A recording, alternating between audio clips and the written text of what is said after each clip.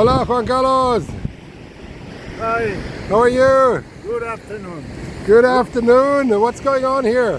We are here the famous Roques de Salmón.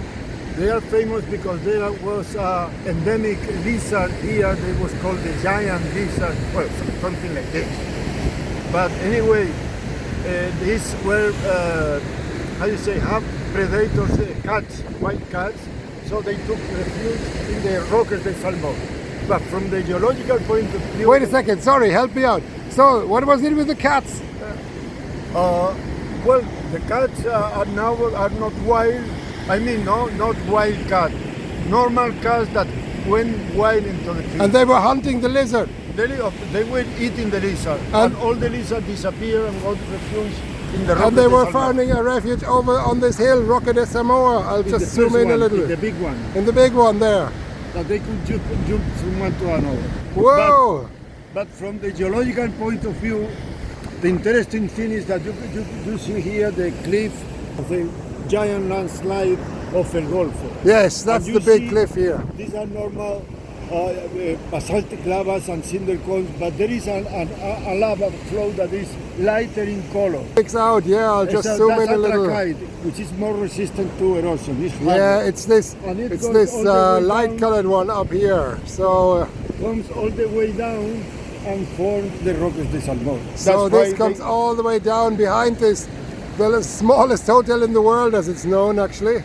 And there's this lighter colored band in the hillside. It comes down and it continues to Roque de Samoa. So this is the same trachyte. That's exactly. That's a trachyte. It's very And the- resistant to erosion. It's The a- trachyte is going back to the old El Golfo volcano, is that right? Exactly, yes. So, but And there it's wasn't a the- lot of trachyte there, was If I there? remember well, it's something like 140,000 Thousand years, something like this.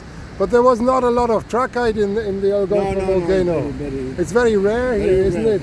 There's And- also nothing more like, there's not a lot of phonolite here at all. Yeah, exactly. And then you can see these vertical dikes that are the feeding dikes of the cinder cone. And So, there you yeah. see- in that part you see a cinder cone that is partly eroded away and is cut. I'll just by the- swing over. Yeah, there you see the vertical dikes behind the hotel, and there's a cinder cone in the upper part, and It's, this half, is fed. half dissected by Yes, the it's dissected. erosion. Let me just zoom in a little more. So here it is. So chopped cinder cone, Yeah. sort of half, yes. Half. A section through a cinder cone. And of course there's these vertical features. These are the feeder dikes to it. What a spectacular sight here. It is, it is. And what's going on over there? There's the two elephants, as we learned. Well, but this is an erosion. Let's have a look. That is pareidolia. It's a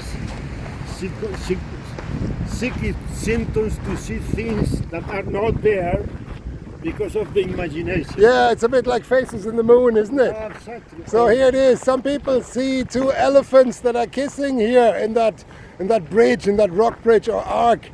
I don't know. I mean, I can just about see why people say that, but I don't know. You could see whatever you want. So you can see whatever you want. Depending on your state of mind. But these lavas what here, is let's real talk is about an the arc. lavas, yeah. It's an arc. Because the sea has eroded all the... But these lavas are younger than the trachytes. Oh, of course. These are post-collapse. Yeah, actually, they come. This is after a post-collapse, and they come from the center of the nested cone that we will see later, in the center of the scar. Yes, so these must be post-landslide, and the landslide was 100. The history is rather complicated because then, first a collapse, that is the big one. Then you have Piedmont screes at the top part. Then you have another erosion, another cliff made by the erosion, and then you have a second family of Piedmont. And then on top of that, post-collapse, you have these lavas coming from the nested in the... So these lavas here, they may be actually very young. They may only be a few 10,000 years. Absolutely.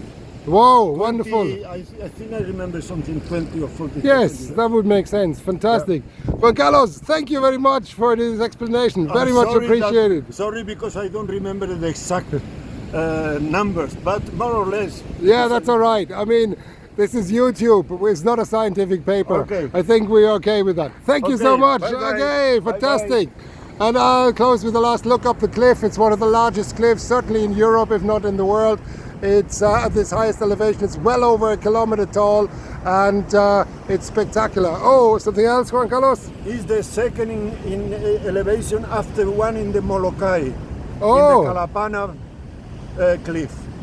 Fantastic. So it's So, the second tallest in the world. Yeah. It is pretty tall, I have to admit. So, and I bet if it doesn't look quite so bad, but when you're up there, I certainly get weak knees. So, and I'll close here with a last look out there on the ocean, the smallest hotel in the world, Roque de Samoas, and the kissing elephants. Although, to me, it's just a bridge, a rock bridge from recent lava flows carved out by marine erosion from the wild ocean, the wild Atlantic that's coming in here at enormous strength.